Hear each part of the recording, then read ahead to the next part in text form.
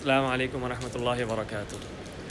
روزے کی حالت میں کوئی انسان غلطی سے کھا یا پی لے، کیا اسے منع کیا جائے گا یا اسے یاد کروایا جائے گا؟ اس مسئلے میں علماء کے دو اقوال ہیں۔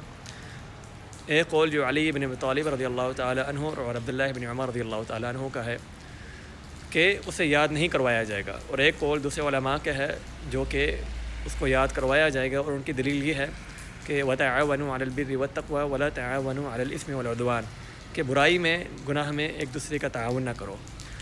جو رائے عبداللہ بن عمر کی ہے کہ اس کو یاد نہیں کروایا جائے گا، وہ زیادہ بہتر لگتی ہے۔ امام ابن خزیمہ رحمہ اللہ نے امام ابن حزم رحمہ اللہ نے اپنی کتاب المحلہ میں ایک حدیث روایت کی ہے جو کہ عبداللہ بن دینار سے، عمرو بن دینار سے عبداللہ بن عمر رضی اللہ تعالیٰ عنہ سے مروی ہے کہ عبداللہ بن عمر نے اپنے غلام سے پانی مانگا تو غلام نے یاد کروایا کہ آپ روزے کی حالت میں ہیں، تو عبداللہ بن عمر کہنے لگے کہ مجھے اللہ تعالیٰ پلانا چاہتا تھا اور تو نے مجھے منع کر دیا، تو نے مجھ سے وہ چیز روک لی۔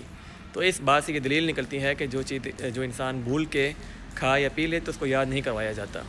اور اسی طرح عبداللہ بن عمر رضی اللہ تعالیٰ عنہ کی ان کی رائے کے خلاف دوسرا قول نظر نہیں آتا، اور یہ تعاون علی الاثم والعدوان نہیں ہے، بلکہ یہ اللہ تعالیٰ کی طرف سے ایک رحمت ہے۔ حدیث میں آتا ہے کہ جو شخص غلطی سے کھا پی لے، بھول کے کھا پی لے، تو اس کو اللہ تعالیٰ نے کھلایا اور اللہ تعالیٰ نے پلایا ہے۔